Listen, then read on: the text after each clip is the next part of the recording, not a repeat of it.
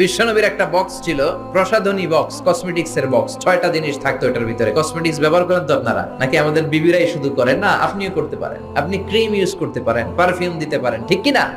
6টা জিনিস থাকতো বিশ্বনবীর কসমেটিক্স বক্সের ভিতরে। 1 নম্বরে থাকতো চিরুনি, 2 নম্বরে থাকতো অতুর মানে আতর, 3 নম্বরে থাকতো টুথপিক মানে দাঁতের খিলাল, 4 নম্বরে থাকতো অলিভ অয়েল ছোট্ট তেলের শিশি, 5 নম্বরে থাকতো সুরমাদানি, 6 নম্বরে থাকতো পারফিউম আতরের বক্স। চিল্লায় পড়েন আল্লাহু আকবার।